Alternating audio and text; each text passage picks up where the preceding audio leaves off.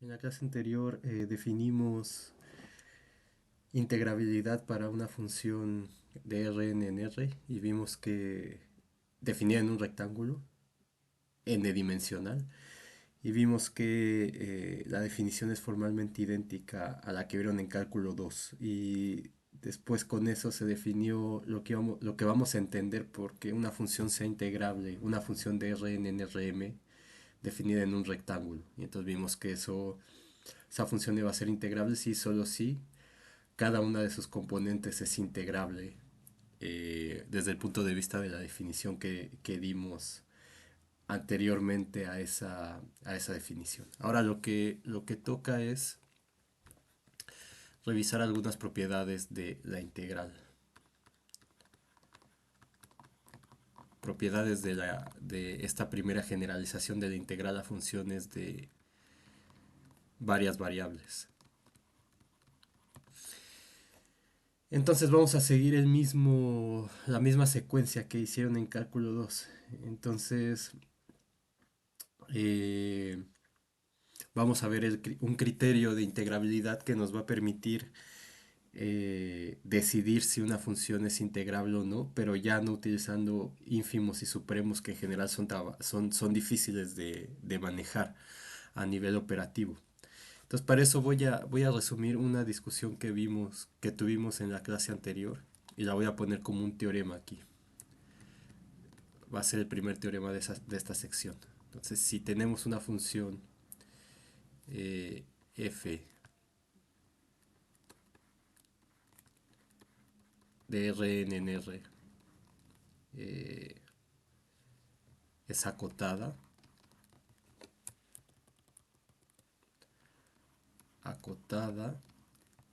en el rectángulo n-dimensional R. Ya no voy a poner eso porque sabemos ya por todo lo que hemos visto anteriormente que este es un intervalo cerrado n-dimensional o un n rectángulo. Entonces, y si tenemos una partición de ese rectángulo, entonces lo que tenemos es que las sumas inferiores de la función con esa partición están por debajo de la integral inferior de f sobre el rectángulo. Esa está por debajo de la integral superior de la función f sobre el rectángulo. Y eso está por debajo de las sumas superiores de f con esa partición p.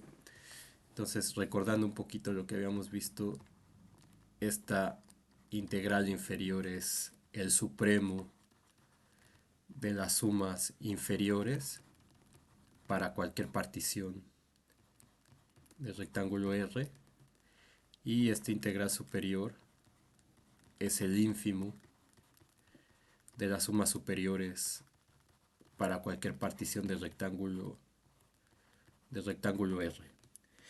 Y bueno, habíamos visto geométricamente, voy a ponerlo aquí aunque lo voy a borrar, lo que significaba es que pues nosotros tenemos la función y entonces partíamos esto con el intervalo, dábamos una partición del intervalo generando estos rectángulos, hablando para funciones de R en R, por ejemplo, y los rectángulos que se construían por arriba, ¿se acuerdan? Entonces, las sumas inferiores si la función no era continua, pero es acotada, entonces siempre tanto el ínfimo como el supremo van a existir por tratarse de conjuntos de números reales. Y lo mismo aplica para el caso general de estas funciones que estamos trabajando ahora.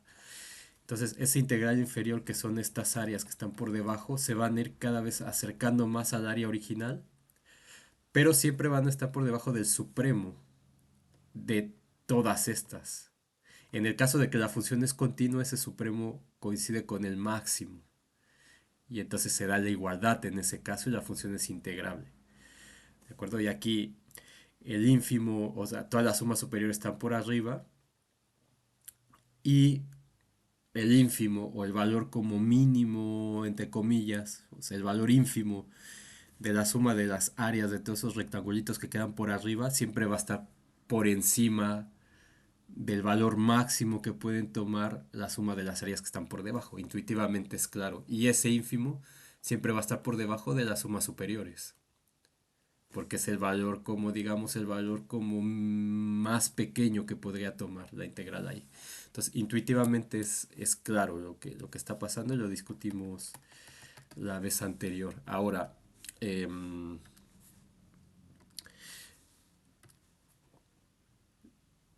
la demostración de esta ya la vimos, ¿no?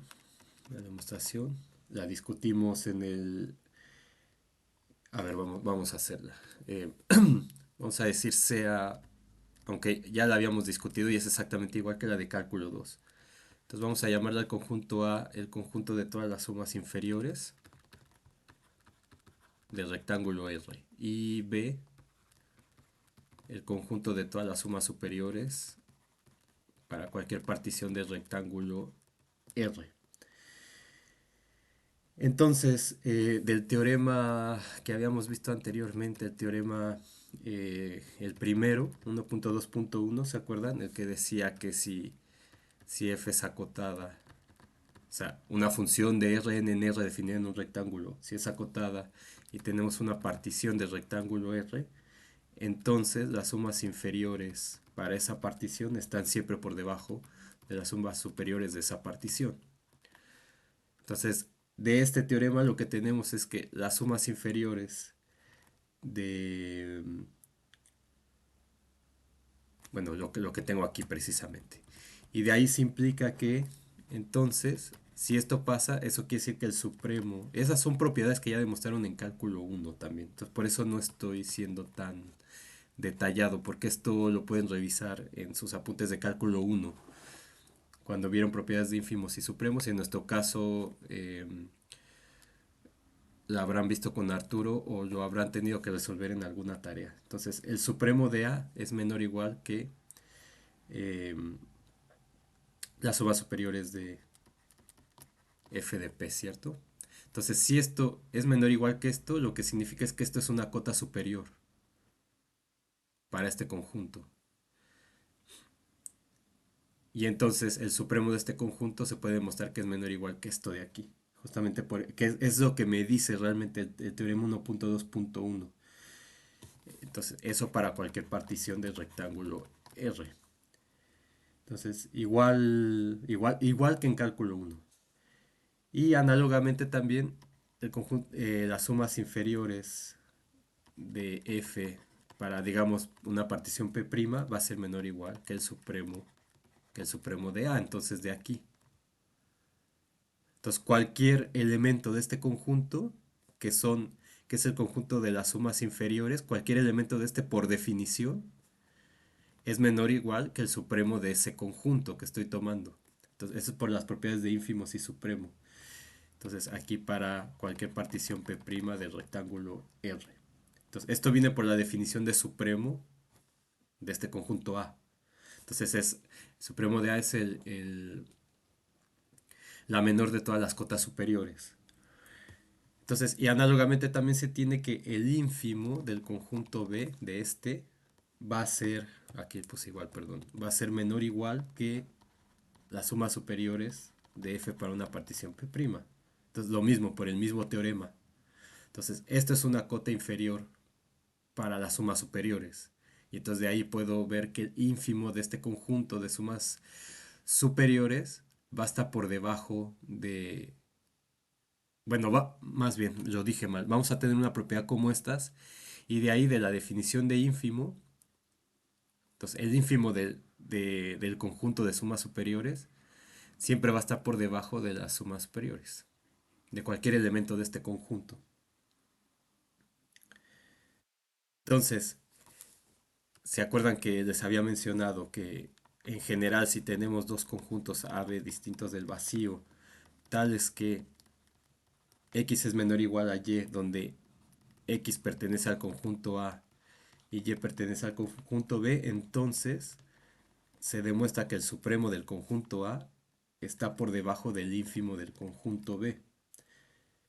Entonces con esto, como A es menor o igual que B, para toda A en A y toda B en el conjunto B de sumas superiores, donde este A es un elemento, o sea, es una suma superior. ¿Y qué es una superior? ¿Qué es una suma superior? Es un número que es el área que está por arriba de la función, ¿se acuerdan? Entonces, todo esto tiene sentido aquí. Este A es un elemento de las sumas inferiores. Bueno, es un elemento del conjunto A, es decir, es una suma inferior. Y este B es un elemento del conjunto B, es decir, es una suma superior. Entonces, si eso pasa, esto pues, S abajo de FP es menor o igual que S arriba de FP. Entonces, lo que tenemos es que las sumas inferiores de f con p', estas son menores o iguales, por lo que tengo aquí, que el supremo de a. Pero el supremo de a por esta condición de aquí es menor o igual que el ínfimo de b. Y el ínfimo de b por esto que tenemos aquí, que implica el teorema que demostramos la vez anterior, menor o igual que las sumas superiores de f y p'. Para toda P' partición del rectángulo R. Entonces, aquí le llamé P' solamente para no confundir con estas, pero en realidad es cualquier partición. Y entonces tengo el resultado del teorema que está aquí, porque justamente el supremo de A es esto que tengo aquí, o sea, sería supremo de A, esto sería el ínfimo de B. Y entonces tengo el teorema demostrado. Entonces con este teorema lo vamos a usar para demostrar el criterio de integrabilidad de Cauchy. Entonces eso va a ser nuestro segundo teorema de esta sección. Teorema 1.3.2. Vamos a ponerle criterio de integrabilidad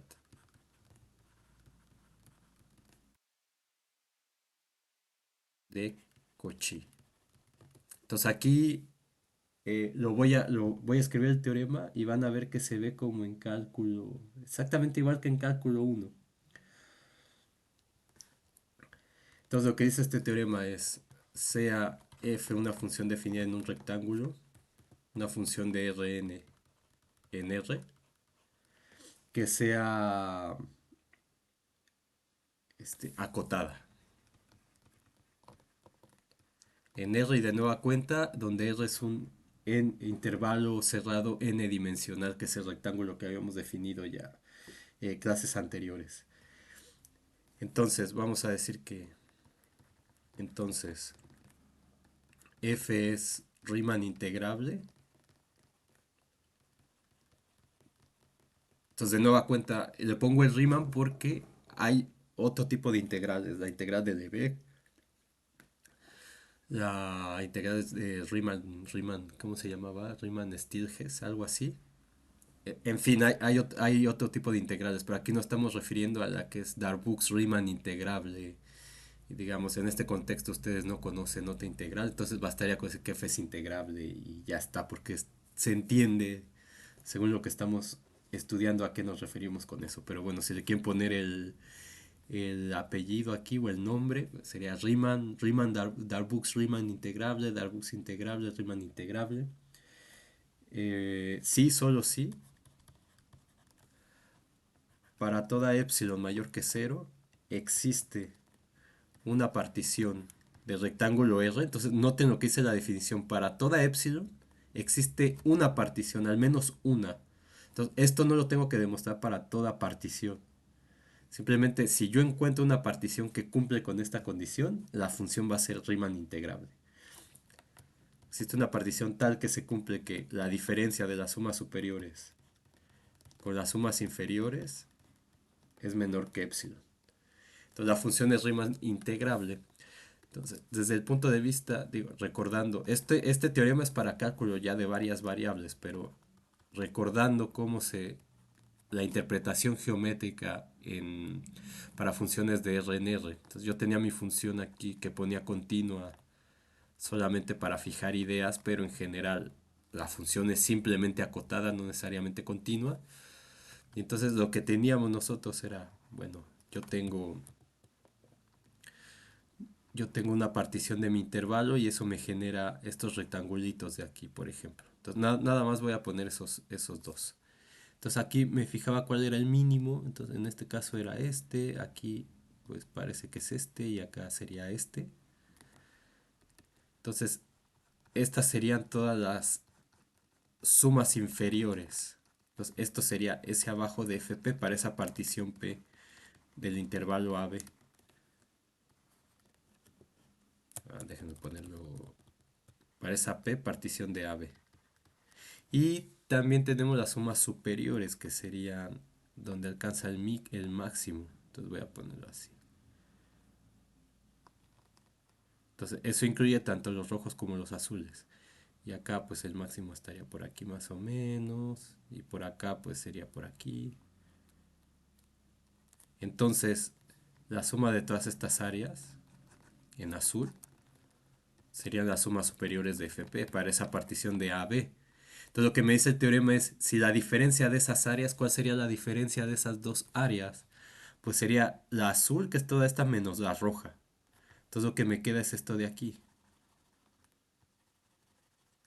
Entonces eso que esté en verde sería la diferencia de las sumas superiores con las sumas inferiores. Entonces, si esa diferencia yo la puedo hacer tan pequeña como yo quiera, entonces, ¿eso qué significa? Que conforme voy refinando la partición, estas cosas rojas se van acercando cada vez, van creciendo en su área, acercándose cada vez más al área de la región bajo la curva que tengo aquí. Mientras que las áreas en azul se van haciendo más pequeñas. Y entonces la diferencia de las dos, que sería esto verde, se va haciendo cada vez más chiquito. Entonces cuando esa diferencia yo la haga tan pequeña como yo quiera, que intuitivamente sería como en una partición lo suficientemente grande, la pueda hacer como cero, digamos. De manera que las dos coincidan. Entonces esa función va a ser Riemann integrable. Entonces intuitivamente eso es lo que pasa en una función de R en R. Pero lo mismo puede ser para una función de R2 en R2, nada más que eso complica el diagrama. Ahora yo tengo mi sábana en R3, por acá tengo mi rectángulo definido, por acá tengo mi partición y esto levanta eh, me levanta estos paralelepípedos, digamos, paralelepípedos así, de este lado, que serían los que están por abajo, luego tendría los paralelepípedos que van por arriba, y entonces tendría la diferencia de volúmenes, los volúmenes azules que incluye todo esto, menos los rojos, y entonces me daría esta parte de aquí que sería un volumen, como una cajita. Entonces, si esa cajita la puedo hacer tan pequeña, tal que su volumen se puede hacer tan pequeño como yo quiera, entonces los volúmenes van a coincidir y voy a tener esta cosa de aquí. Entonces, la idea eh, ex- extendida a dos variables, por ejemplo, sería esa con el volumen. Si voy a tres variables, bueno, ya no podría verlo. Pero intuitivamente sería esto de acá. Entonces, eso es lo que me dice el criterio de integrabilidad de Cauchy. Entonces, eso es lo que vamos a demostrar. Entonces, por supuesto, con Taira o con Arturo, que según les van a dar como un ayudantía uno y uno, no sé cómo se iban a dividir, eso ya es cuestión de ellos, que se pongan en contacto. Em, pues pueden ver, por ejemplo, un ejemplo de una función en dos variables, y tratar de calcular las sumas superiores e inferiores y ver que esa función es integrable mediante la definición que vimos en la clase anterior. Y ver qué pasa si aplico el criterio de integrabilidad de Cauchy. Ahora, eso solamente va a ser para decidir si la función es integrable o no. Por supuesto, haciendo eso como era en cálculo uno, eso nos decía quién tenía que hacer la integral. Pero nosotros vamos a ver más adelante un teorema que es el teorema de Fubini, que nos va a permitir hacer cálculos como lo hacíamos en cálculo uno con las integrales. Y de hecho va a ser como algo análogo a las derivadas parciales. Va a ser como que si tengo una función en dos variables, una función x y y, entonces va a ser como integrar sobre la función x, tomando a y como variable. Y luego esa función que me resulte, que va a estar en función de y, integrarla con respecto de esa y eso me va a dar la cosa que estoy buscando. Pero eso lo vamos a ver más adelante. Entonces, la demostración. Pueden revisar la de cálculo 2 y es exactamente la misma. Entonces, para eso, lo que hay que hacer es, hay que recordar una definición. La definición de ínfimo y supremo, que era, bueno, voy a poner, iba a adelantarme diciendo algo, pero la definición de ínfimo y supremo que decía que si teníamos un conjunto distinto del vacío, o sea, un subconjunto de números reales distinto del vacío, acotado superiormente,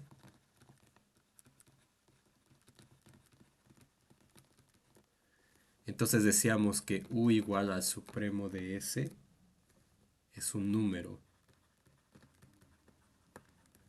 tal que u es cota superior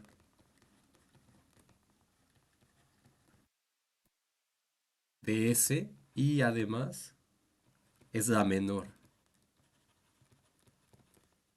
Que de hecho, bueno, eso se puede poner, es un número u tal que es la menor de las cotas superiores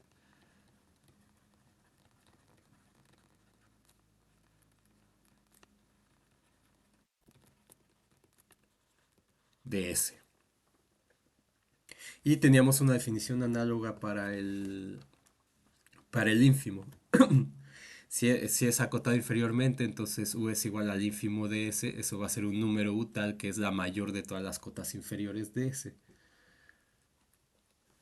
Entonces lo que teníamos era como un conjunto S por acá, y entonces yo puedo tener que este conjunto está acotado superiormente. Bueno, y de hecho podría ser de aquí para acá. No tiene que ser acotado inferior o superiormente, pero lo pongo así para fijar ideas. Entonces, esta sería una cota superior de este conjunto S. Entonces, justamente el supremo va a ser la más pequeña de todas estas, que intuitivamente coincidiría con esto de acá, como muy pegadito al conjunto S, ¿no? Digamos.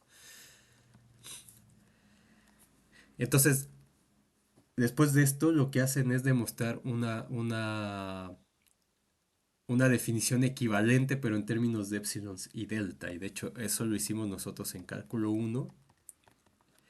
Y lo tenían que hacer en la tarea, creo, y yo o Arturo lo vimos en clase, no me acuerdo, pero es parte de las cosas que se tienen que hacer en cálculo uno y nosotros al menos eso sí lo hicimos. Em, pero si no lo pueden buscar en cualquier libro de cálculo uno en el Spivak o en el Saga. Y lo que dice ese teorema es que si tengo un subconjunto de números reales distinto del vacío, acotado superiormente,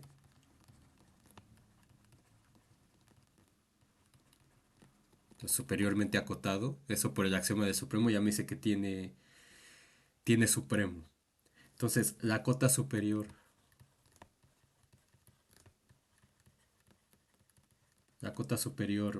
vamos a llamarla igual U, es el supremo de S, si solo si para toda epsilon mayor que cero existe un elemento en S tal que U menos epsilon es menor que X.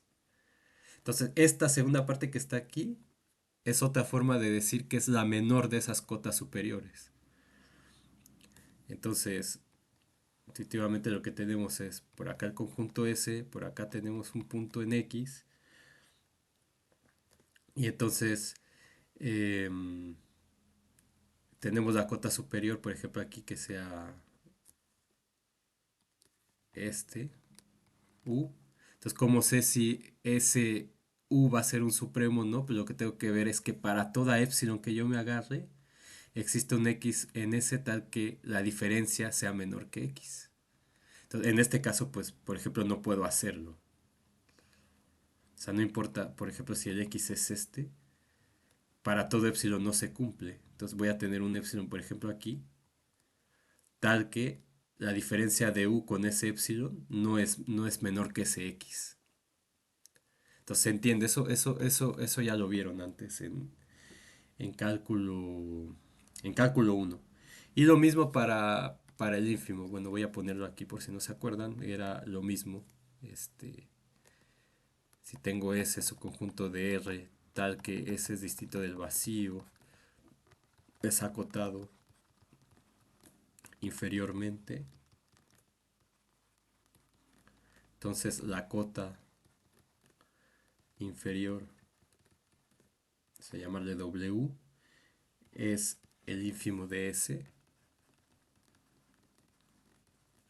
y solo si para toda epsilon mayor que cero existe un X en S, tal que X es menor que W más epsilon.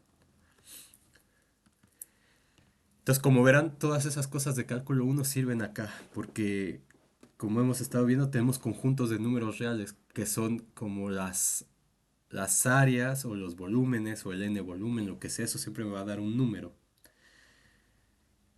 Entonces, vamos a usar esas definiciones equivalentes para demostrar el, el criterio de Cauchy.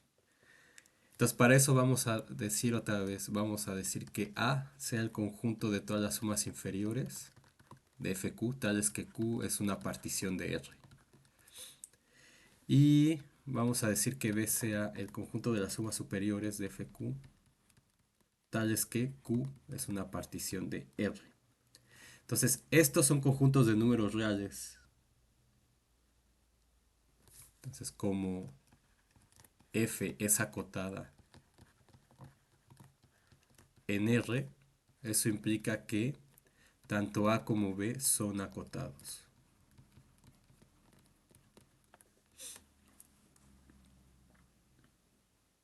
Entonces, estos son conjuntos acotados de números reales porque F es acotada en el rectángulo R.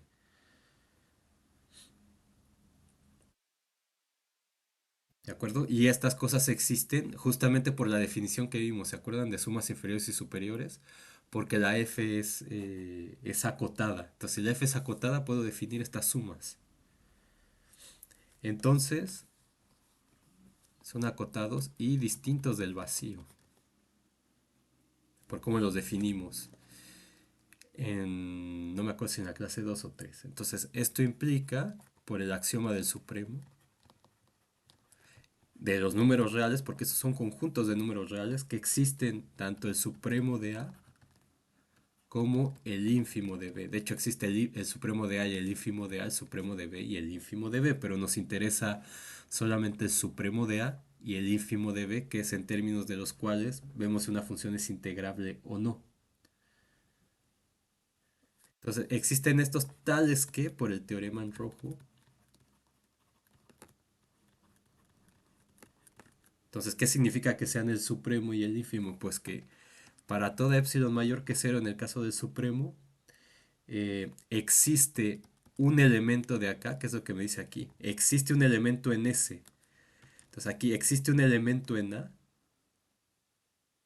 ¿Y quiénes son los elementos de A? Pues las sumas inferiores, ¿ven? Entonces existe un elemento en A para alguna partición Q que le llamo P'. Entonces, por eso es bueno ver los videos también, porque aquí voy explicando y no anoto todo. Entonces, existe, según la definición, es un supremo si para toda epsilon mayor que cero existe un elemento del conjunto, en este caso, un elemento del conjunto A, que es el que estoy tomando, para ver el supremo, un elemento del conjunto A es una suma inferior. Entonces, una suma inferior para una partición del rectángulo R, esa partición le llamo P', tal que lo que me dice aquí es que U, pero justamente U es el supremo de S. Entonces por eso aquí y aquí W es el ínfimo de S. Entonces U, o sea, el supremo de A menos epsilon es menor que ese elemento que es S abajo de Fp'. ¿Ok? Esa va a ser la ecuación 1. Y análogamente para el ínfimo, según esto que está en rojito, lo que me dice es que para toda epsilon vamos a llamarle epsilon prima, digamos que no es la misma en general, pero realmente abarca todas porque es para toda epsilon. Entonces realmente podría dejar la misma. Entonces para toda epsilon mayor que cero, por ese motivo pongo la misma, porque es para todas. Si fuera un existe, entonces tendría que usar la misma epsilon, pero en este caso es para toda, entonces acá le llamo igual epsilon. Existe un epsilon mayor que cero. Para toda epsilon mayor que cero existe un elemento del conjunto B, en este caso es una suma superior, para una partición P' de R. en B tal que X, o sea, esa suma superior, es menor que W, que es el ínfimo del conjunto B más epsilon. Eso vamos a llamarle número 2. Entonces, eso solamente por el hecho de que la función sea acotada. Con la función es acotada, existen esto, las sumas inferiores y superiores, y entonces esos conjuntos también son acotados y son distintos del vacío, que al menos está la identidad ahí. Y entonces por el axioma del supremo existe tanto el supremo y el ínfimo de cada uno de estos, pero nos centramos en el supremo de A y en el ínfimo de B, que son las que nos permiten definir integración. Entonces, ¿cómo vamos a demostrar si es integrable? Pues viendo lo de la definición. ¿De acuerdo? Aquí solamente estoy poniendo eso. Esto en general se cumple independientemente de la hipótesis que sigue en la proposición. Entonces, es Riemann integrable si solo si pasa esto. Entonces, solamente estamos viendo si es acotada, se cumplen estas cosas por definición. Entonces, vamos a demostrar la primera parte. Entonces, supongamos que f es Riemann integrable.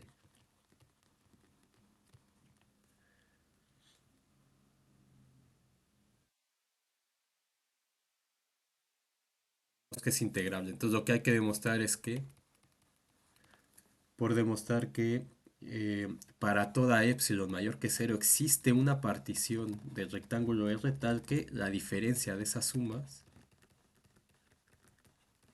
sea menor que epsilon. Entonces, ¿qué quiere decir esto? Bueno, eso es lo que vamos a demostrar. Entonces, como f es...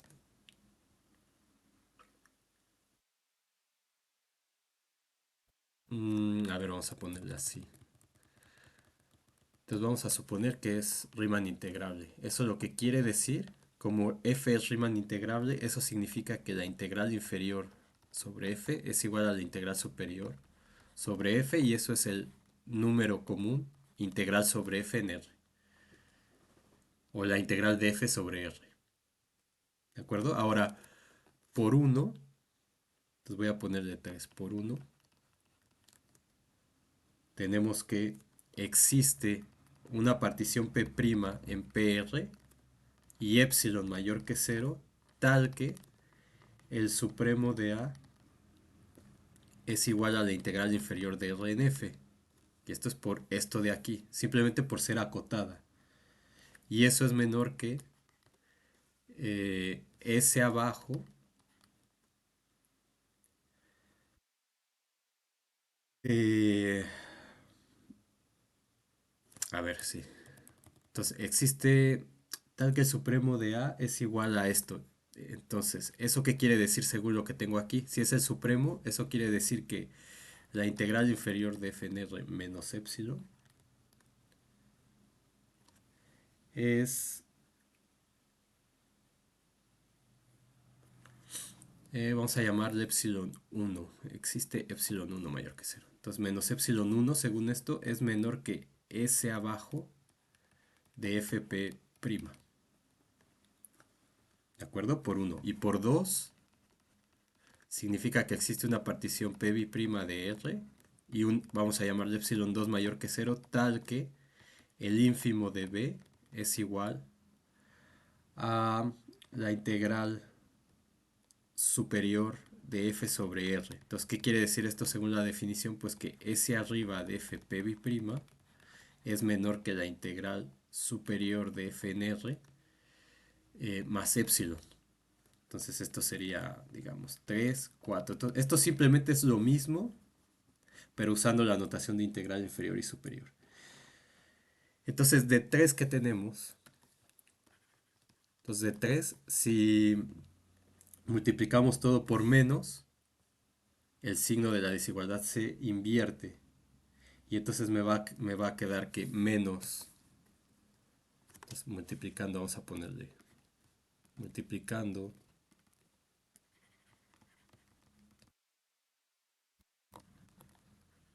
3 por menos 1.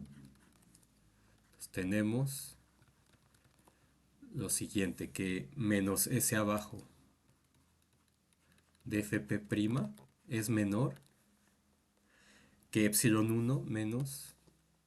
Ay, aquí siempre me pasa esto. Esto es menor que epsilon 1 menos la integral inferior de f. ¿De acuerdo? Entonces simplemente estoy multiplicando esto por menos 1. Entonces el sentido de la desigualdad se invierte. Entonces me queda menos la integral abajo de f más epsilon 1 es mayor que ese abajo, que menos ese abajo de fp, que es esto que tengo aquí. Y entonces esto vamos a ponerle número 5. Muchos números innecesarios, pero bueno, está mejor si lo hacemos así. Entonces sumando con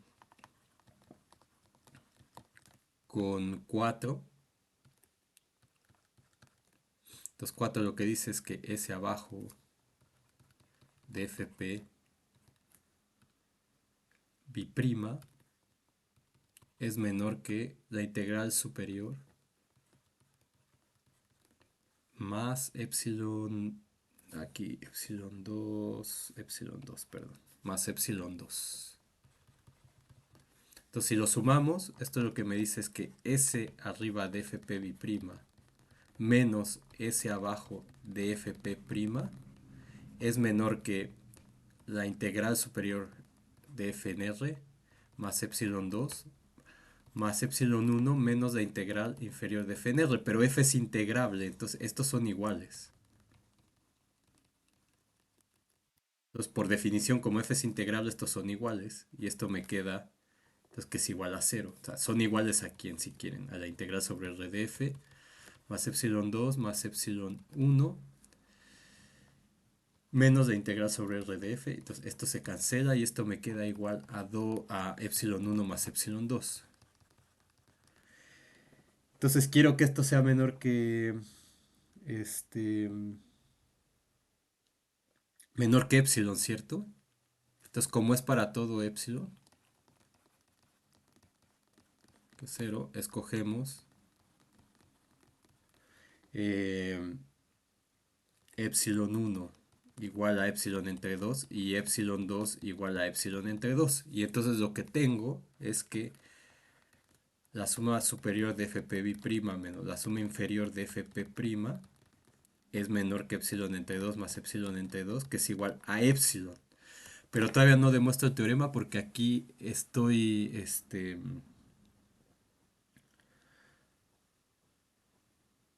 porque estoy con particiones distintas. Entonces tiene que ser, para demostrar el teorema, tiene que ser la misma partición P. Y aquí tengo particiones diferentes. Entonces, exactamente como hacíamos en cálculo 1, en cálculo 2, lo que vamos a hacer aquí. Solamente que no vamos a tomar la unión de las particiones, sino la unión especial que habíamos tomado. Entonces debe ser la misma partición. Entonces, por lo que he comentado, lo que hay que tomar es la P, una P que sea P' unión más esa suma, esa unión especial, ¿se acuerdan? P bi'prima, que no es la unión normal. Entonces, esta, acuérdense que es, si P' es, o sea, si P' es igual a P1' unión, perdón, producto cartesiano, P2', producto cartesiano Pn' y P bi'prima es P1 bi'prima, producto cartesiano P2 bi'prima, Pn bi'prima. Entonces aquí esta va a estar formada como P1' unión P1 bi'prima, producto cartesiano P2' unión P2 bi'prima, producto cartesiano Pn' unión Pn bi'prima.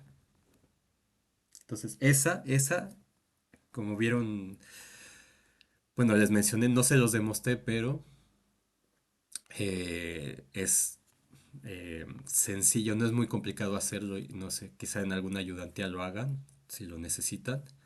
Esto se ve que es refinamiento, o sea que P' está en P y P' está es refinamiento de P. Perdón, que P es refinamiento de P' y también de P'. Entonces es refinamiento. P es refinamiento. Entonces, aquí estoy repitiéndome, pero eso ya lo habíamos mencionado antes. Y P'. Entonces, por el lema 1.2.1 que decía si F es acotada, entonces, ¿cómo lo escribo o lo pongo? Mm, sí, voy a poner por el lema este, lo que decía si F es acotada. Y, por ejemplo, P' refina a P. Entonces, lo que me dice ese teorema es que la suma inferior de Fp' está por debajo de la suma inferior de Fp. No vamos a usar todo, pero lo voy a poner. Entonces, si no se acuerdan del teorema, fíjense, revisen sus notas y vean qué es lo que estamos aplicando aquí. Y la suma superior de Fp' es mayor o igual que la suma superior de Fp. Y si aplicamos el mismo lema con F acotada y P' y P refinamiento de P', entonces lo que tengo es que S abajo de Fp' es menor o igual que S abajo de Fp y S arriba de Fp' es mayor o igual que S arriba de Fp. Entonces estamos aplicando el lema a esas particiones. Entonces, lo que queremos ver es qué pasa con S arriba Fp'. O sea, esta. ¿Y qué pasa con S abajo Fp'? Aquí. Entonces, de esta podemos ver que menos S abajo de Fp es menor o igual que menos S abajo de Fp'. Se multiplicó por menos, la desigualdad se voltea, ¿cierto? Entonces, esta es la que voy a agarrar con esta de aquí. Y entonces lo que tengo es que S arriba de Fp', digo, aquí si la pongo en orden, lo que tengo es que menos S abajo de Fp' es mayor o igual que menos S abajo de Fp, ¿no? Simplemente la estoy poniendo en la forma equivalente. Entonces, si hago esto menos esto, o bueno, si lo sumo, eso es mayor o igual que eh, S arriba de Fp menos S abajo de Fp. Entonces, ¿qué es lo que tengo? Que S arriba de Fp menos S abajo de Fp es menor o igual, simplemente lo estoy poniendo de la forma equivalente, S arriba de Fp' menos S abajo de Fp', y esto ya vimos que, ¿dónde está? Que es menor que epsilon. Y entonces tenemos demostrada esa primera parte. Lo que estaba pensando es...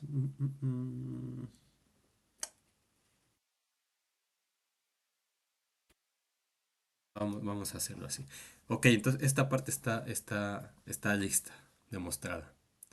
Entonces hemos demostrado que si f es Riemann integrable, entonces se cumple esto. Entonces recalco, para toda epsilon debo encontrar una partición tal que se cumpla esto. No es para toda partición, es una. Pero es para toda epsilon. Muy bien, entonces ahora vamos a demostrar el inverso. Entonces lo que tenemos que hacer es, vamos a suponer que para toda epsilon mayor que 0 existe una partición. Este es más sencillo. Existe una partición del rectángulo tal que la suma superior de Fp menos la suma inferior de Fp es menor que epsilon. Y lo que tenemos que demostrar es que F es integrable. Es decir, que la integral inferior sobre el rectángulo de f sea igual a la integral superior sobre el rectángulo de f, y eso será la integral, según la definición, que es lo único que tenemos para saber si es integrable o no. Entonces, como f es acotada,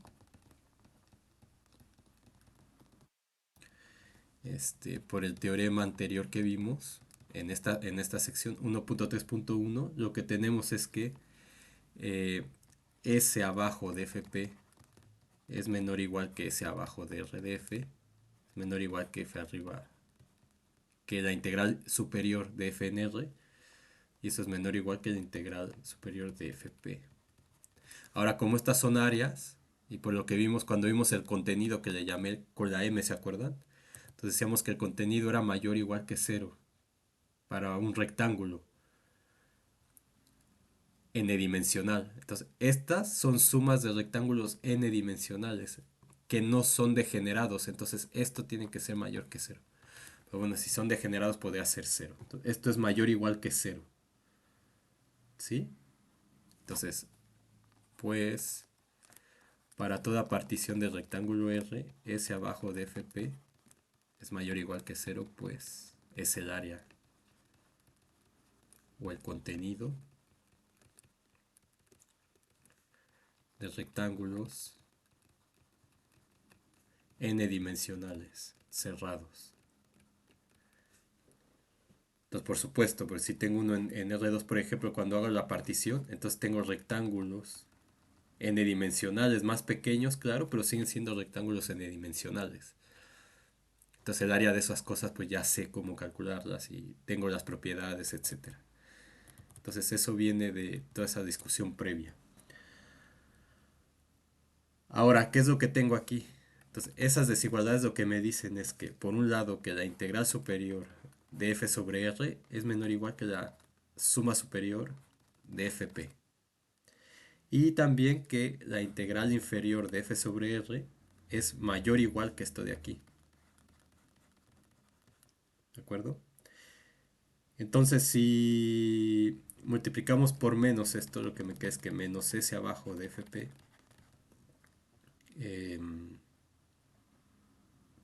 Bueno, voy a dejarlo. Mm,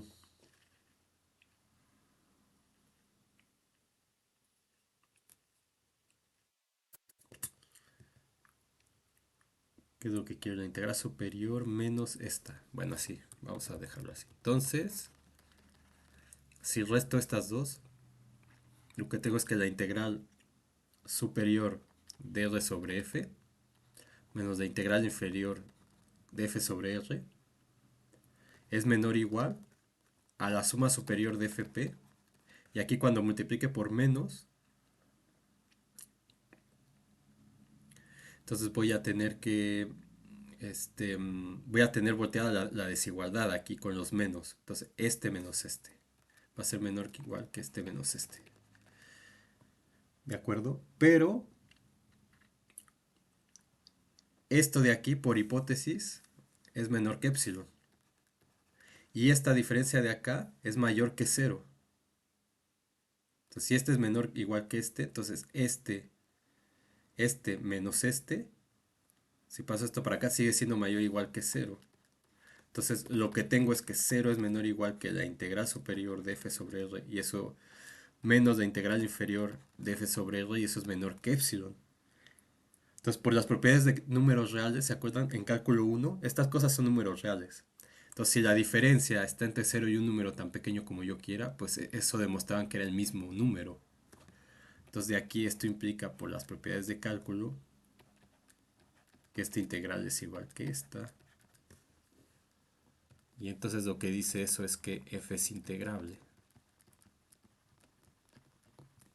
Y tenemos ya el criterio de integrabilidad de Cauchy demostrado. Entonces, si se fijan, si tienen sus notas de cálculo 2, revisen y es la misma demostración. La misma, solamente que aquí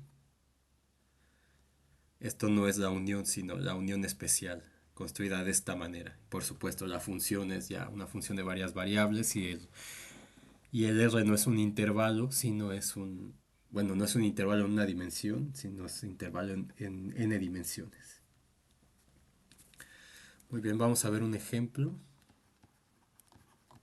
de esto.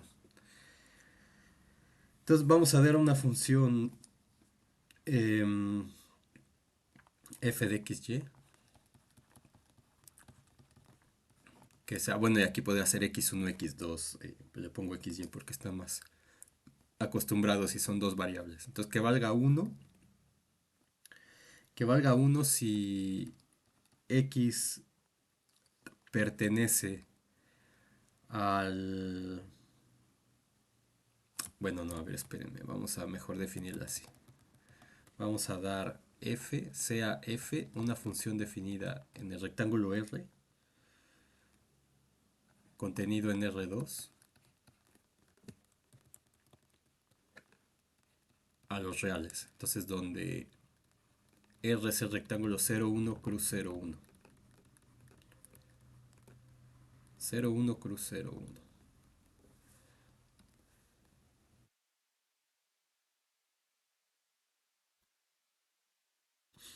Y entonces tal que f de xy sea igual a 1 si x o y pertenecen a Q, intersección R, y que valga 0 si x o y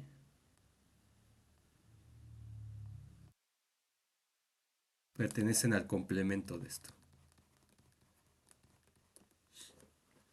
Es decir, si pertenece a los... O sea, si esto es...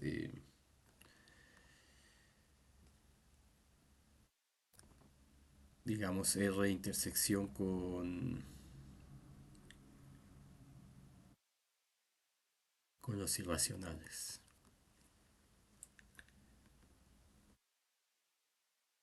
Mm,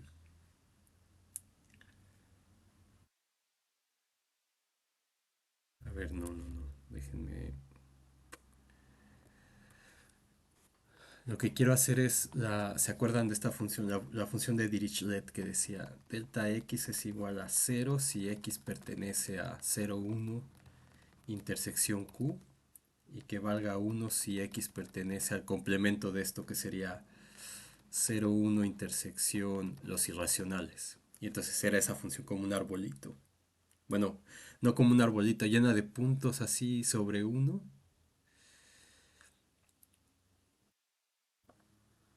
Y sobre los racionales, perdón, o sea, tenían esto así. Ay, no.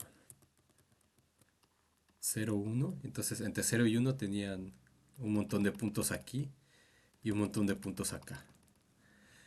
Entonces, evidentemente el conjunto de puntos aquí es numerable, pero el conjunto de puntos aquí era no numerable, y entonces demostraron que la función no era continua, etcétera, y se veía que no era integrable según Riemann.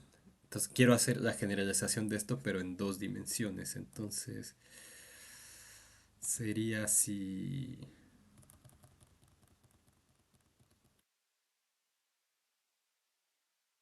xy sería así, que valga uno,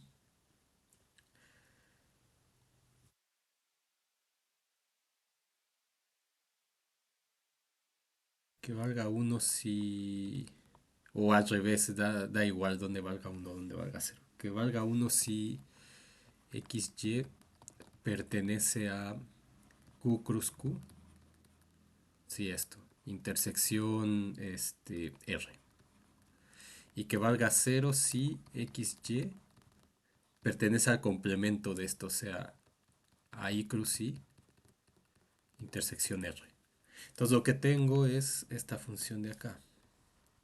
Entonces, pero ahora en tres dimensiones. Entonces tenemos el espacio x, y, z. Tenemos el intervalo R que es 0, 1. Vamos a poner aquí 0, 1, 0, 1. Entonces mi dominio sería esta cosa de aquí.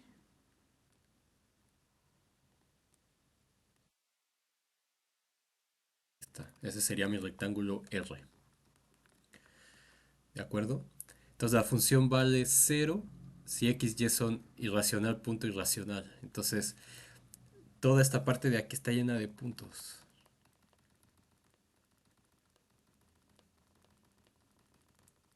Digo, no, no puedo pintar todos, pero se entiende la idea, ¿no? O sea, son los X's que son racional con racional y que están, intersección con R que decir que están en este rectángulo del lado uno. Entonces son todos estos puntos. Perdón, estoy pintando estos. X, Y, que sea irracional. Si X es irracional y Y es irracional, entonces ese punto está aquí, cero. Y si son dos racionales, este... por eso déjenme ponerle mejor así.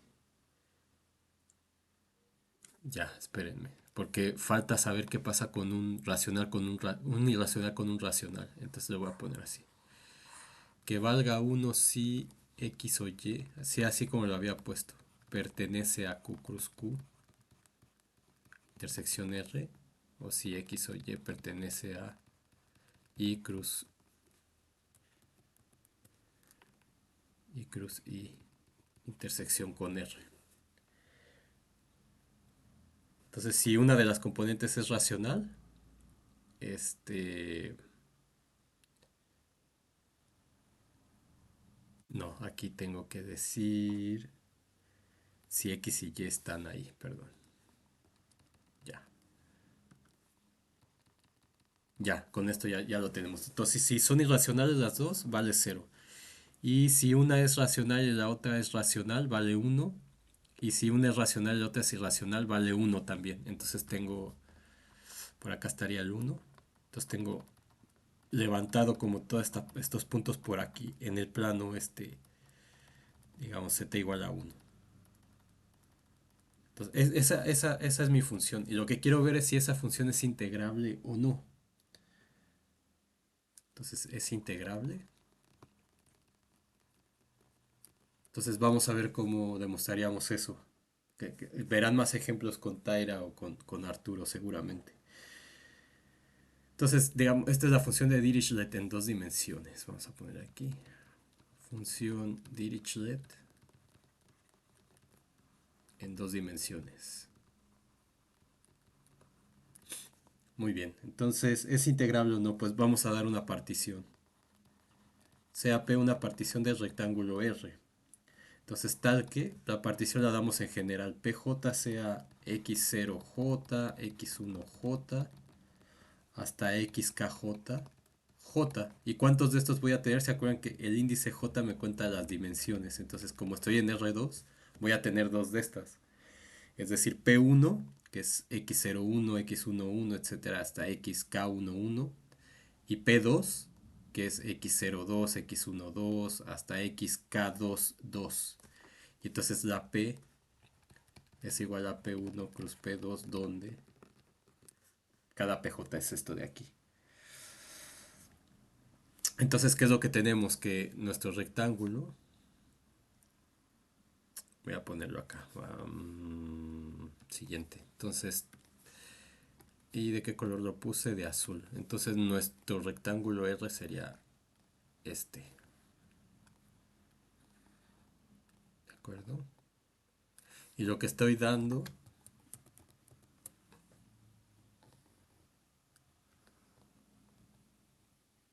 ahí, más o menos. Y lo que estoy dando es, entonces, una partición de esto. Entonces, pues damos una partición P1. Vamos a decir que sean estos de aquí.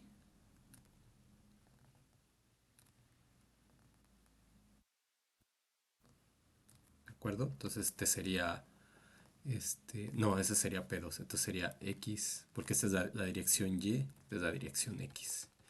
Entonces, este sería X02, X12, etcétera. XK2, 2. Y una partición acá abajo en X, que sería la P1. Entonces sería como algo así, se entiende, ¿no? Nada más estoy poniendo para 01, X02, etcétera, hasta XK11. Entonces, esta es la P1 y esta es la P2. Y entonces todo esto que está aquí es P1 cruz P2, que es mi partición P. Entonces voy a ver qué pasa en el rectángulo RJ. Entonces, ¿se acuerdan cuántos rectángulos tengo? Tengo mu igual a K1 por K2. Entonces tengo mu rectángulos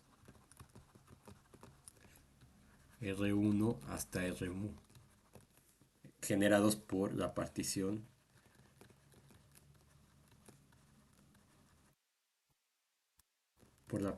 P. Subrectángulos generados por la partición P.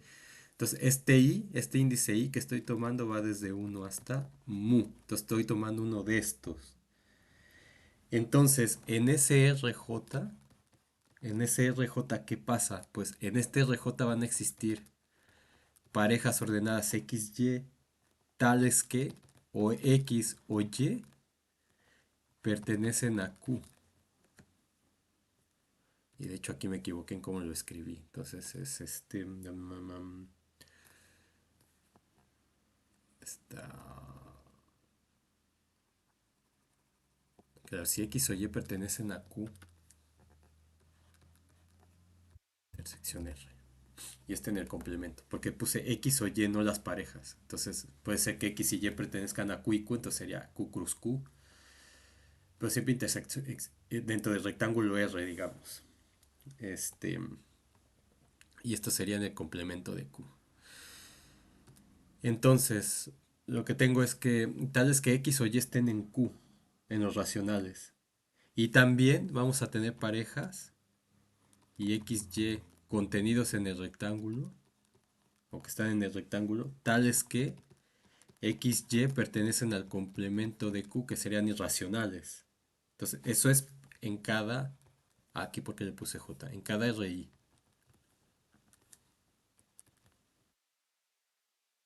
O para cada,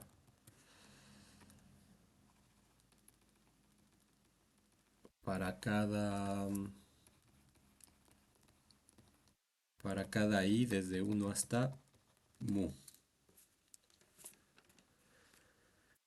Entonces, en ese I, como la función es acotada, f es acotada, ¿verdad? Evidentemente, no se va a infinito menos infinito, no está acotada, aquí está. Entre 0 y 1 está acotada. Entonces, como f es acotada, podemos definir tanto el ínfimo como el supremo. Entonces existen MI. Esto es más o menos como deberían de eh, justificar las cosas en su tarea. O sea, tienen que decir por qué. Claro, no tienen que demostrar cosa por cosa, pero si ya lo vieron, digan, ah, por el teorema tal, porque por el teorema este, porque es acotada, porque es continua. Entonces existen tanto el MI, que sería el ínfimo de f de xy en R2, tales que xy pertenece al rectángulo I. Y los MI grandes, que sería el supremo de los f de xy en R2, tales que xy pertenece a RI. Entonces, en este I, ¿cuánto vale el ínfimo? Pues solamente, o sea, solamente la función puede tomar dos valores en cada intervalo de estos, porque, digamos, acá tengo un número, digamos, es como una replicación de lo que pasa en el cuadrado grande. Entonces, aquí la función, dependiendo de si es racional o irracional, va a valer 0 o 1. Entonces, dentro de este rectangulito, los ínfimos siempre van a ser 0 y el supremo siempre va a ser 1. Entonces, para toda I, desde 1 hasta mu. ¿Queda claro? Entonces, ahora lo que tengo que hacer es calcular las sumas superiores e inferiores. Entonces, tengo que las sumas inferiores, de lo cual puedo hacer porque la función es acotada. Entonces, esto es la suma desde igual a 1 hasta mu en general de MI por el contenido de los rectángulos, en este caso de dos dimensiones por el área. Entonces, este MI para toda I vale 0. Entonces me queda MI, bueno, vamos a ponerlo así. La suma desde igual a 1 hasta mu, número de rectángulos, 0 por M de RI. Entonces, pues esto vale 0. Y las sumas superiores de FP, esto es porque MI vale 0 para toda I. Y acá es la suma desde igual a 1 hasta mu, de mi grande por m de ri. Ahora mi vale uno para toda i. Entonces esto es la suma desde igual a uno hasta mu de m de ri. Entonces esto de aquí es el área de los rectángulos chiquitos, cada una de estas. Y todo esto es la suma de todos estos rectángulos chiquitos. O sea, es m de r1 más m de r2 más m de r mu. Pero la suma de todas estas áreas, pues es la suma del rectángulo grande. Perdón, es el área del rectángulo grande. Y el rectángulo grande es 0,1 cruz 0,1. Entonces, el contenido de R pues vale 1. Es el área. Entonces, lado uno por lado uno por uno es uno. Entonces, estas sumas superiores valen uno. Entonces, ¿qué es lo que tengo? Que la integral superior sobre el rectángulo R de F va a ser el ínfimo de todas esas sumas superiores de FP, pero ya vimos que todas esas sumas superiores valen cero. Entonces, el ínfimo, perdón, todas esas sumas superiores valen uno. Entonces, ¿cuál es el ínfimo de todas las sumas superiores? Pues es uno. Y la integral inferior sería el supremo de las sumas inferiores de FP, pero todas las sumas inferiores valen cero, entonces el supremo de eso vale cero también. Entonces aquí este es un ejemplo donde como la función es acotada, tanto la integral superior como la integral inferior existen y encontramos cuánto valen. Entonces vale uno la integral superior y la integral inferior vale cero.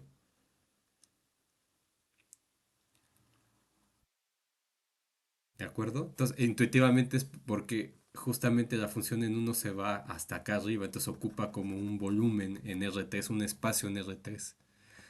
Y con los otros que son los puntos que me da el cero no me ocupa nada. Pero entonces, según nuestra definición, esta función no es integrable. Entonces, esto implica que esto abajo es distinto de la integral arriba. Y eso lo que significa es que f no es integrable. Según Riemann le voy a poner. O Riemann integrable. Entonces, ¿por qué digo esto? Porque cuando vean la integral de Lebesgue van a ver primer ejemplo de función de Lebesgue integrable o primer ejemplo de función que no es Riemann integrable pero es Lebesgue integrable, pues es esta. Entonces, esta sí va a ser Lebesgue integrable, pero en lo que estamos viendo nosotros no es Riemann integrable.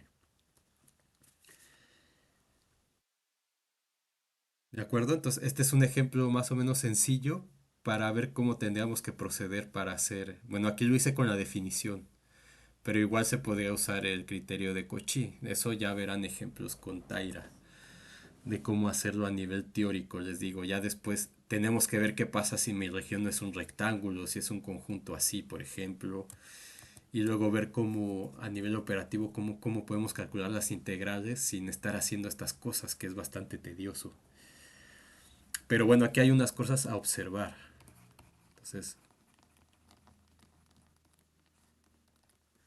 Entonces, ¿qué podemos observar aquí? Vamos a poner así, chiquito, observación. Número uno, que el conjunto de discontinuidades es todo o sea, el conjunto de discontinuidades, vamos a poner, el conjunto de discontinuidades de f en R, pues es todo el intervalo. Es 0,1 cruz 0,1. Entonces es discontinua en todos los números. En todo R2 intersección con R, es decir, en el intervalo R. Entonces, esto lo que me dice es que el interior, entonces como esto pasa, esto significa que el interior de ese rectángulo evidentemente es distinto de cero. O sea, tiene interior, ¿verdad? O sea, tiene área. Entonces, ¿dónde es discontinua toda esta función? Y de hecho, para la función equivalente en cálculo uno cuando ven continuidad, ven eso. Entonces, ¿dónde es continua esta función? ¿Dónde es discontinua esta función? Pues es discontinua en todo punto del intervalo 0,1. En este caso, en esta generalización, pues es discontinua en todo el intervalo R. Y el intervalo R tiene interior, o sea, ocupa un espacio. Es distinto de cero. Entonces, y de hecho, el contenido de ese conjunto, pues es el área del rectángulo, es decir, uno. O sea, el área del rectángulo quiero decir, usando ya lo que nuestra notación, el área de R, y eso vale uno. Entonces vamos a ver más adelante que hay una relación entre interior y medida. Entonces, por supuesto, esta función ya vimos, no es Riemann integrable.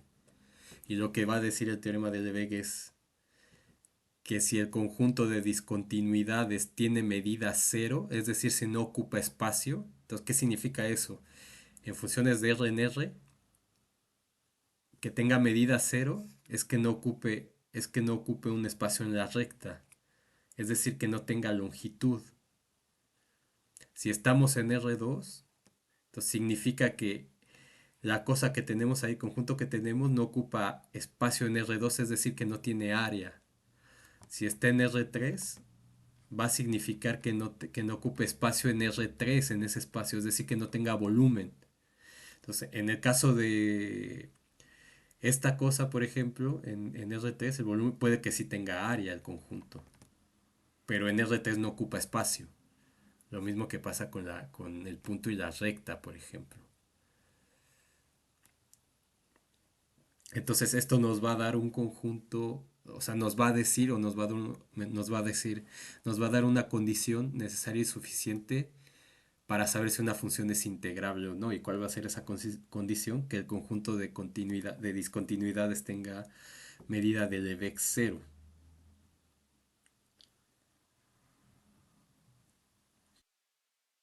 ¿De acuerdo? Entonces, lo siguiente que vamos a ver es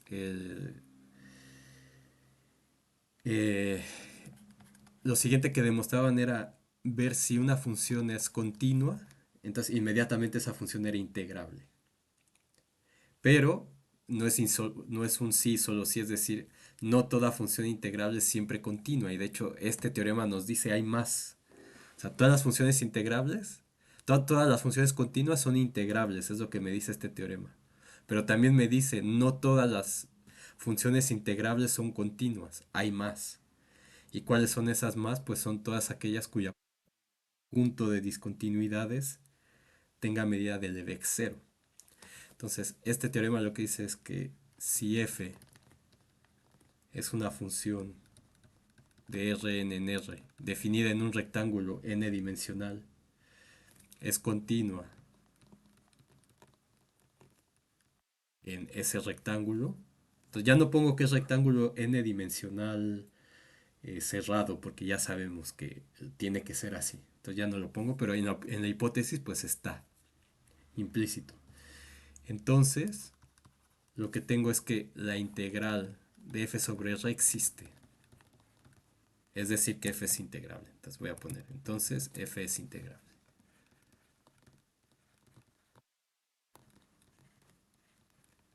en R. Es decir, que la integral de f sobre r existe. Entonces, si es continua, es integrable. Y entonces, para demostrar esto, ¿se acuerdan que lo hacían inmediatamente después, así como estamos llevando la secuencia? Y más adelante en el curso veían el teorema fundamental del cálculo. Y entonces daban una demostración más sencilla, más simple de esta condición, utilizando el teorema fundamental del cálculo. El problema aquí es que no vamos a tener un teorema fundamental del cálculo hasta después. Y no va a ser totalmente el mismo que se tenía en cálculo 1. Entonces, es una de las cosas que cambia. Entonces, por esa razón era importante en cálculo 1 demostrarlo sin utilizar ese teorema fundamental, porque en cálculo 4, que es donde estamos ahora, se tiene que probar justamente sin la herramienta de tener el teorema fundamental del cálculo. Entonces, lo que hay que usar es la continuidad uniforme. Entonces, continuidad uniforme lo debieron ver en cálculo uno y también debieron haberlo visto en cálculo 3 la generalización de eso. Entonces lo que vamos a usar, y nosotros lo vimos, eso sí, lo único que nos faltó fue el teorema de la función implícita e inversa de mostrarlo. Eso fue un detalle por cuestiones de tiempo, pero porque vimos muchas cosas antes también. Entonces, y con lo que vimos, se supone que la idea es que ustedes puedan ir a un libro y entender ya cosas más avanzadas, digamos, pero debimos haberlo visto. Fue un fallo de nuestra parte, que si lo necesitamos después, lo voy a subir algo explicando más o menos de qué se trata. Em, si no vieron continuidad uniforme, yo les recomiendo buscar ahí donde pongo los videos de YouTube, que es subo puras cosas de estas de la escuela, nada más. Entonces hay una lista de reproducción de cálculo uno y por ahí dice continuidad uniforme. Y en la de cálculo 3 también viene la continuidad uniforme donde explico de nuevo la continuidad uniforme para funciones de R en R y luego para hacer la extensión a varias variables, evidentemente. Entonces hay un teorema que vamos a usar que es el teorema de Heine-Cantor. Para empezar, ¿qué es que una función sea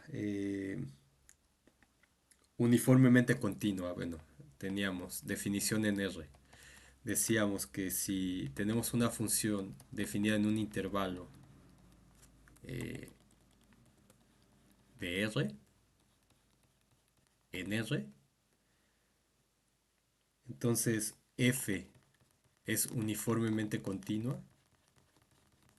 Y no voy a explicar geométricamente qué significa porque está en esos videos que ya tenemos guardados por ahí. Entonces es uniformemente continua en I. em, y solo si para toda epsilon mayor que cero existe delta mayor que cero tal que para todo par de elementos en I, si el valor absoluto de x menos y es menor que delta, entonces el valor absoluto de f de x menos f de y es menor que epsilon. Y bueno, y pusimos esta definición en términos de vecindades, etcétera, etcétera. Pero bueno, con esto es suficiente aquí. Nada más quiero recordar qué decía el teorema de Heine-Borel. Entonces, y después de esto, hacíamos la generalización a varias variables y decíamos, bueno, si tengo una función f definida en un subconjunto de Rn en Rm, entonces f es uniformemente continua, que veíamos que eran las extensiones exactamente igual formalmente como lo estamos viendo ahora, solo poniéndole líneas aquí de norma, por ejemplo. Continúa en U, sí, solo sí, para toda epsilon mayor que cero, existe delta mayor que cero, tal que, perdón, para todo x1, x2 que pertenecen a U, entonces, en este caso x1, pues es un vector en Rn, y x2 es un vector en Rm. No le pongo yo línea de vector como ya había explicado antes, porque ya sé por contexto en dónde, en qué espacio estoy. Entonces, digamos, este x1 es un vector en Rn, x2 también. Entonces, si para todo elemento de estos, sí, cero es menor que aquí sí la norma de x menos y, para decir que estoy en varias variables, porque estos x y y están en Rn, es menor que delta, exactamente igual que aquí. Entonces, exactamente lo mismo que aquí. La norma de f de x1, perdón, aquí me equivoqué. La norma de x1 menos x2 es menor que delta, entonces la norma de f de x1 menos f de x2 es menor que epsilon. Entonces, exactamente, formalmente la misma definición. Entonces, ¿qué significa eso? Lo pueden ver en el video si es que no se acuerdan y quieren recordar. Y luego teníamos el teorema de Heine-Cantor,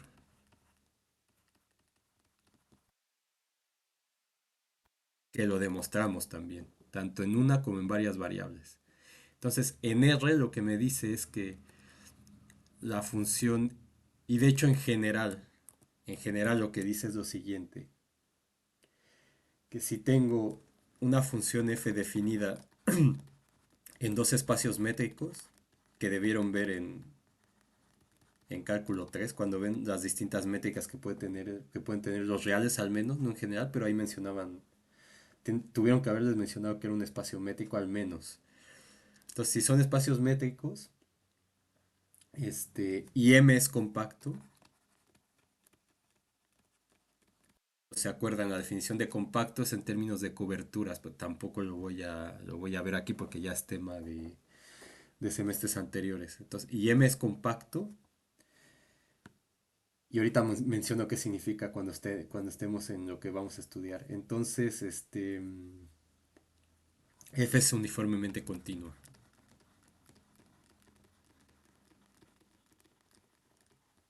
en M. Ahora, en nuestro caso particular, Rn y R, o sea, más bien en general Rn, para toda n desde uno hasta acá, digamos, es un espacio métrico. Y ahora en Rn teníamos el teorema de Heine-Borel.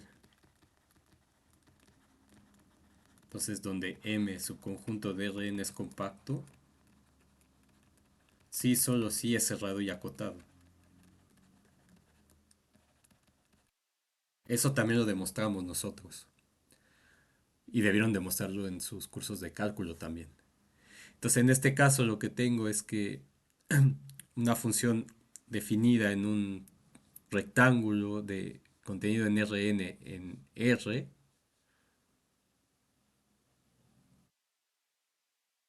para que sea uniformemente continua tenemos que tener que ese R sea cerrado y acotado. Y justamente nuestro rectángulo R es cerrado y acotado. Entonces cumple el teorema de Heine-Borel. Y luego veían también que, como otra consecuencia de eso, que si F es continua en un compacto, entonces es uniformemente continuo. Y veían trivialmente que toda función uniformemente continua es continua, pero no toda función continua es uniformemente continua. Y para que eso suceda hay que pedir que el conjunto U sea compacto. Y bueno, les digo, en esos videos hay un ejemplo donde se ve por qué, o sea, ya una vez entendiendo geométricamente qué es la continuidad uniforme, entonces se ve justo que si el conjunto, el dominio que yo tengo no es compacto, la función continua no puede ser uniformemente continua, a manera de contraejemplo. Entonces nosotros tenemos que R es un intervalo cerrado n-dimensional. Y entonces en cálculo 3 demostramos que estos son conjuntos, o sea, que un intervalo cerrado n-dimensional efectivamente es un conjunto cerrado de R, y entonces, y también es acotado. Entonces, en cálculo 2 no, en cálculo 3 se demostró, quizá Taira lo pueda hacer o Arturo, que R es cerrado y acotado en Rn. Y entonces esto implica por el teorema de Heine-Borel. Entonces, ven, tengo que justificar, aunque no ponga el teorema, pues ya el teorema de Heine-Borel me dice si es cerrado y acotado, entonces es compacto. Con cosas que vi, no estoy poniendo teoremas ahí que son de análisis 4 o de otras cosas más avanzadas, o sea, con cosas del temario, de cálculo, de los cálculos anteriores. Entonces es compacto por Heine-Borel. ¿Cuánto llevo? 60, una hora y media casi. Lo hago así porque luego corto y me pongo a hacer otras cosas y se me olvida como el viernes y ya no continúo con la segunda parte del video. Entonces lo pueden ver como por pedazos o no sé, pero la cuestión es que esté el material ahí. Entonces,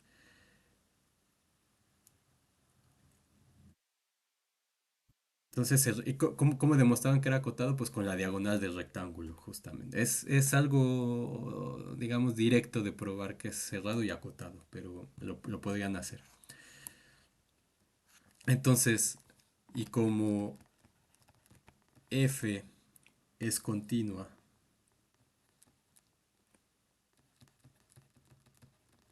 en R, entonces esto implica por el teorema de Heine-Cantor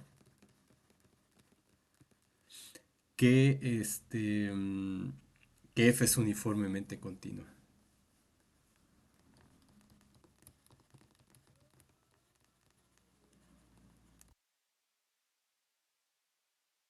Continua en R. Entonces, ¿qué quiere decir que sea uniformemente continua en R? En nuestro caso, pues que para toda epsilon mayor que cero existe delta mayor que cero según la definición que vimos aquí. La diferencia es que ahora no estamos en Rm, sino en R. Entonces aquí van a ser valores absolutos porque son números los que estamos obteniendo. Entonces, existe delta mayor que cero tal que para toda x1, x2 que están en R, que es un subconjunto de Rn, o sea, son vectores, si cero es menor que la norma de x1 menos x2 menor que delta, entonces el valor absoluto, que son los valores que toma la función aquí, que son valores reales, porque mi función va de Rn en R. Entonces el valor absoluto de x1 menos f de x2 es menor que epsilon. Igual se puede poner en términos de vecindades, pero lo dejo así. Entonces, ¿qué es lo que tengo que hacer? Tenemos que demostrar que para todo epsilon mayor que cero existe una partición de R tal que las sumas superiores de fp, bueno, las sumas inferiores de fp son menores que epsilon.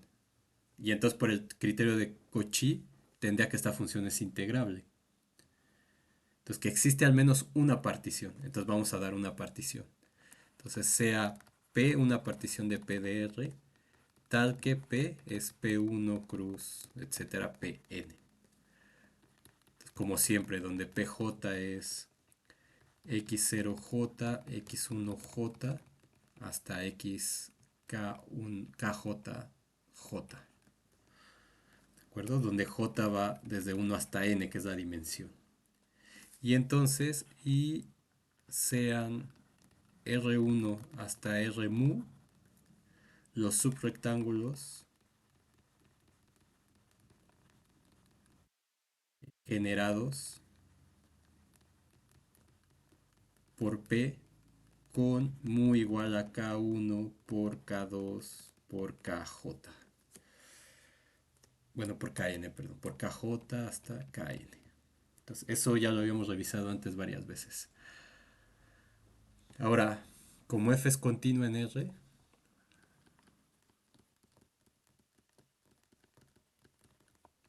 entonces por los teoremas vistos en cálculo 3, eso implica que F es continua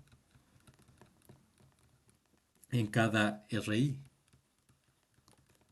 para todo I. Y también, como estos RI son subconjuntos del conjunto compacto R, eso implica que estos RI son compactos. Compacto.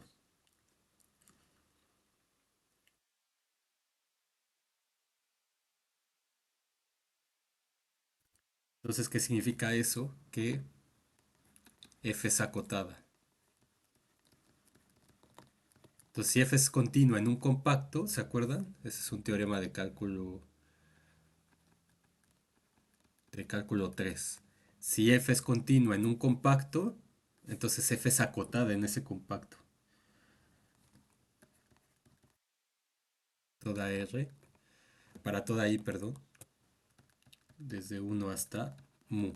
Entonces, ¿qué significa eso? Es decir, que existen X y Y en RI, o sea, que existen dos puntos tales que f de xy está por debajo de f de x y está por debajo de y. Entonces, esto es porque es acotada, es decir, es acotada inferior y superiormente. superiormente acotada. Entonces, vamos a decir que los MI sea el ínfimo de la f de xi, tal que xi pertenece a ri, que esto es lo que habíamos discutido también la vez anterior ya. Lo que tenemos es nuestro rectángulo R, damos la partición, eso me genera los R, los mu subrectángulos. Entonces en cada uno de estos, como la función es acotada, alcanza su máximo y su mínimo, y entonces ese mínimo, ese ínfimo es, perdón, su ínfimo y su supremo, ese ínfimo es justamente el MI en cada rectangulito, y MI mayúscula es el supremo en cada rectangulito. Esto ya lo habíamos visto varias veces, por eso me voy más rápido en esta parte. Entonces, la suma inferior, necesito las sumas inferiores y las sumas superiores. Entonces, la suma inferior, las sumas inferiores de FP va a ser la suma desde igual a 1 hasta mu de MI por M de RI, por definición. Y entonces, el MI en este caso es el F de Y, el supremo. Entonces, esto va a ser la suma desde igual a 1 hasta n de f de y por m de ri. Entonces, aquí voy a poner una observación importante. Me van a decir cómo sé que puedo hacer eso. Bueno, una partición de R se puede escoger tal que la diagonal, ¿se acuerdan? La diagonal del rectángulo. Tengo el rectángulo, la diagonal esta o la que sea. ¿Se acuerdan que definimos la diagonal d de R? Sea menor que delta. Entonces, si yo tengo el rectángulo aquí, escojo esto, tal que esta diagonal sea más chiquita que el delta que estoy dando. Y entonces esto lo que va a implicar, lo pueden demostrar, o sea, ¿qué es lo que tendrían que hacer? Tienen que dar el rectángulo R de esta manera, como lo habíamos definido, ¿cierto? Y entonces de aquí lo que verían es que el BI menos el AI es menor que delta, porque es uniformemente continuo. Entonces esto implica que, no, perdón, esto es independiente de eso. Entonces escojo estos B's de aquí del rectángulo de manera que sean menor que la delta. Y entonces esto lo que va a implicar es que la diagonal de R, como la definimos, va a ser menor que la raíz de n por delta. Y entonces justamente como xy menos y es menor que bi menos ai, estos x y y están en el rectángulo. Entonces esto va a implicar que la norma de ellos, de estos, sea menor que la diagonal, y esa diagonal va a ser menor que delta. Y entonces, o sea, lo que quiero decir es que van a llegar a que la diagonal de R es menor que raíz de n por delta. ¿De acuerdo? Entonces, eso garantiza, eso lo pueden ver con el ayudante. Eso garantiza que siempre existe una partición, ahora sí,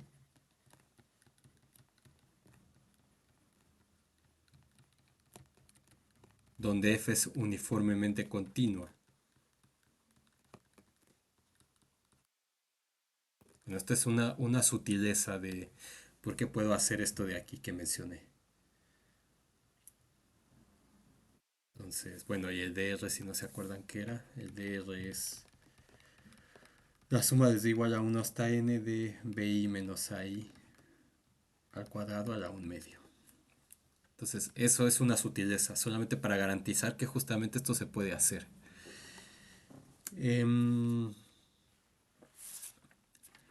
Entonces, ¿qué es lo que tenemos? Que si ya tengo la suma inferior,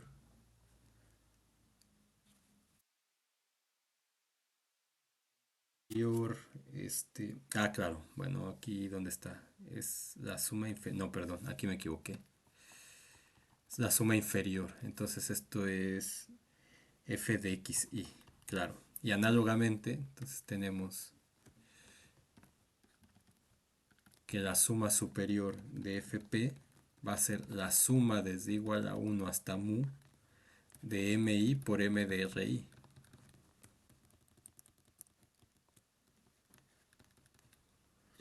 ¿De acuerdo? Y esto sería la suma desde igual a uno hasta mu de f de y, que le hemos llamado así por m de Ri.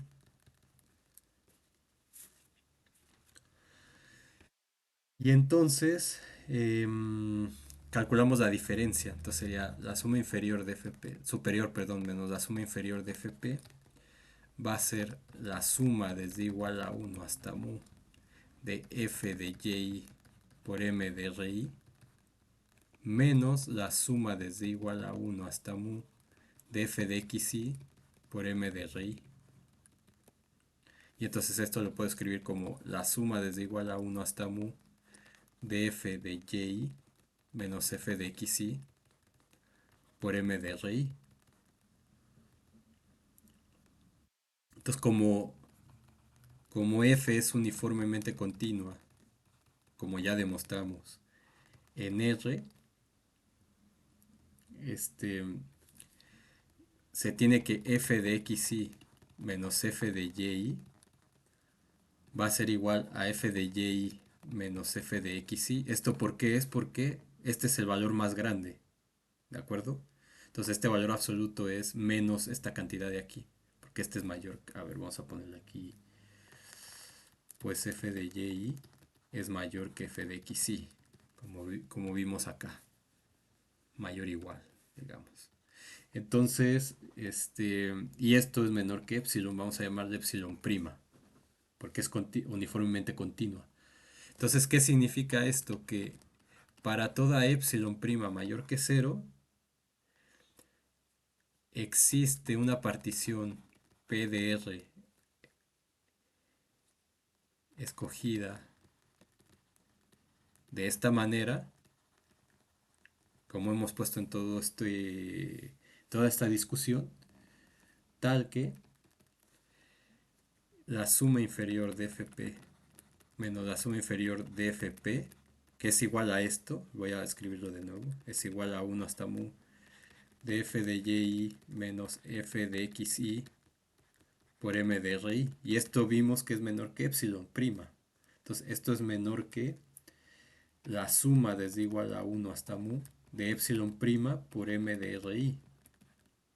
Entonces aquí este epsilon prima no depende del índice i. Entonces esto va a ser igual a epsilon prima por la suma desde igual a 1 hasta mu de m de Ri. Pero esto de aquí pues es el área de todo el rectángulo. O sea, es la suma de las áreas de los rectángulos chiquitos o de los contenidos de los rectángulos chiquitos. Y entonces esto tiene que ser el área del rectángulo total. Entonces esto es igual a epsilon prima por el contenido del rectángulo R. Entonces, como quiero que esto sea menor que epsilon, pues acá tendríamos que escoger, como es para toda epsilon, tenemos que escoger epsilon prima igual a epsilon entre el contenido de R. Entonces, como no es degenerado, este m de R es distinto de 0 siempre, pues, y de hecho es mayor que 0, pues R no es degenerado. ¿De acuerdo? Entonces, si escogemos este epsilon así, lo que tendríamos es que las sumas superiores de Fp menos las sumas inferiores de Fp son iguales, perdón, son menores, según lo que tenemos acá, donde está, aquí. Son menores que este de aquí, pero escogemos la epsilon prima de manera que sea epsilon mr por mr. Entonces esto es menor que epsilon.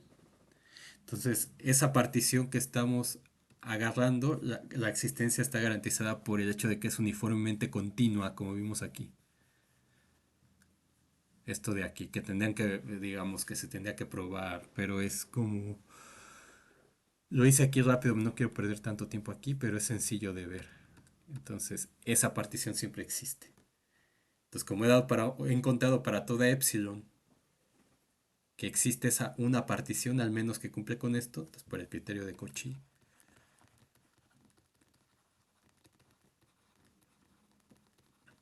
f es integrable. Entonces ya tenemos un montón de funciones integrables. Si es continua, ya sabemos demostrar eh, la forma de demostrar si una función es continua, entonces vamos a tener que la función es integrable también. Mm, Quiero ver ahora, antes de terminar, es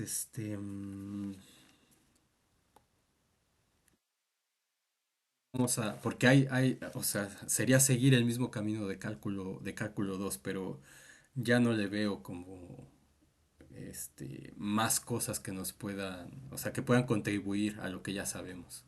Entonces creo que con estos teoremas importantes es suficiente y lo que habría que probar es, por ejemplo, esto, el teorema, vamos a ponerle 1.3.4 si es el cuarto. Sí, 1.2.4, no, 1.3, no, ¿por qué le puse 1.3? Ah, creo que me equivoqué, 1.2.3, ¿y acá qué es? 1.2. Ah, ya, ya, es el lema que usé. A ver cómo está. 1.3.2. 1.3.3 sería este. 1.3.3. Y el otro sería 1.3.4. Ya, este está bien. Entonces son las propiedades de la integral. Entonces sean f y g funciones definidas en un rectángulo de Rn en R, definidas en R n dimensional. Entonces, número uno, si f y g son integrables en R, entonces f más g es integrable en R.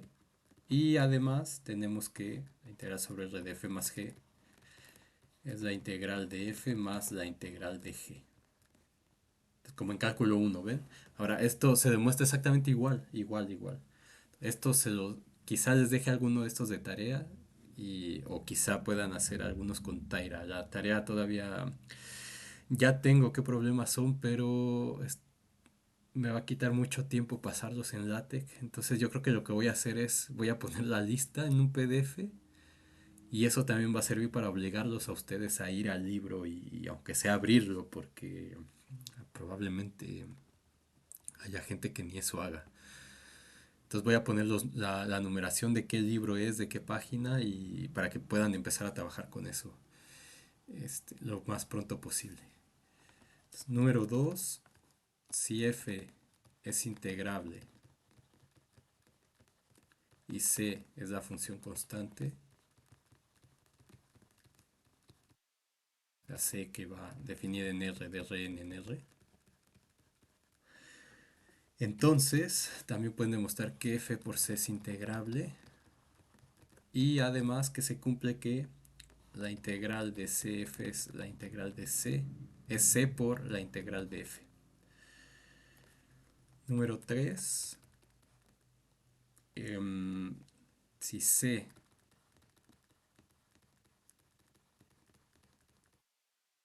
es la función constante en R, o sea, ¿qué significa que C sea la función constante en R? Pues esto, que es una función definida en R que va de Rn en R. Entonces, la integral, pues va a ser simplemente el contenido. O sea, va a ser, claro, va a ser la constante por el contenido de R. Entonces, por supuesto, si yo tengo así, por ejemplo, en R2, este es R, la función constante 1, bueno, la función constante 2, este, pues va a ser dos veces el contenido, el área de ese rectángulo, ¿no? Entonces, bueno, ahí definitivamente es claro, ya no quiero estar poniendo tantas cosas de estas aquí. Por supuesto, hay que ver que la función es integrable, hay que ver que la función constante es integrable, pero eso es trivial, ¿no? Habría que demostrar eso, que la función constante es integrable.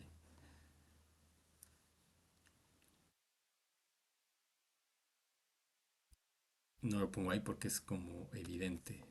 4, ya tenemos la suma, el producto, la función constante.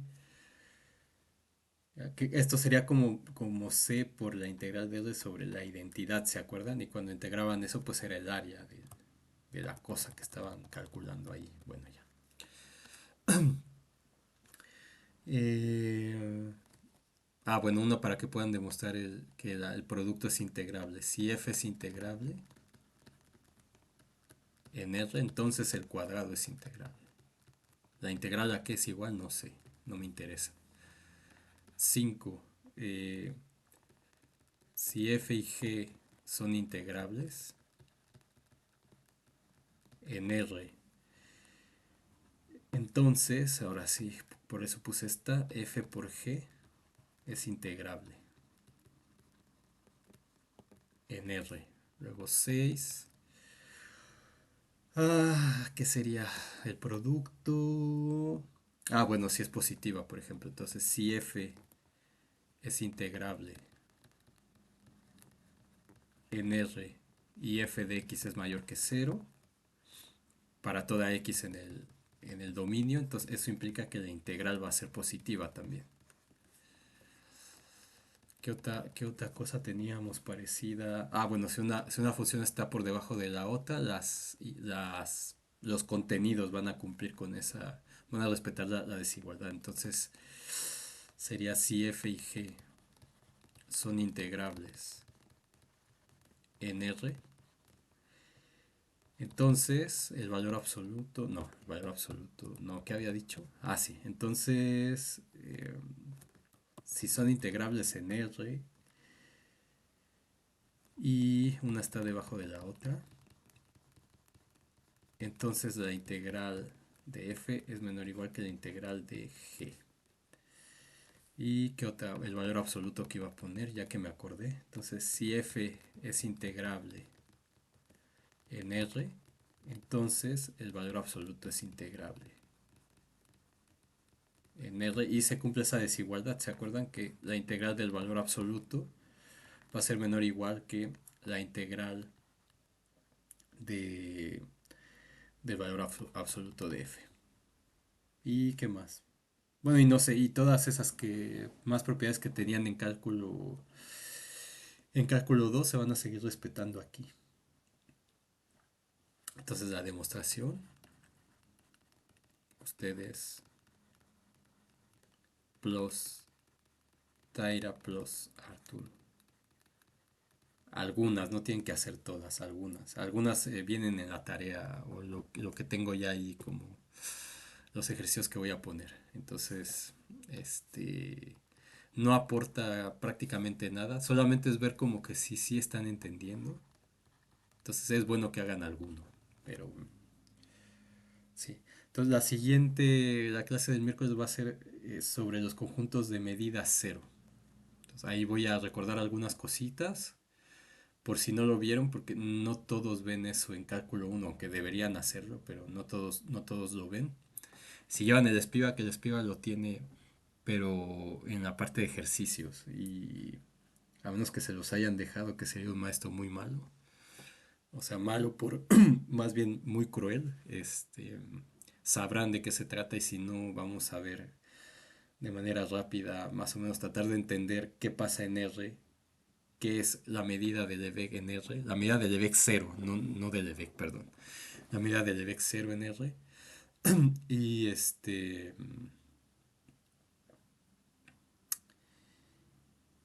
y luego extender eso, o sea, encontrar la definición, ver algunos ejemplos, entre ellos el de Cantor, que probablemente va a estar, bueno, está en la tarea, y luego hacer la extensión a más dimensiones. Y antes ver un ejemplo de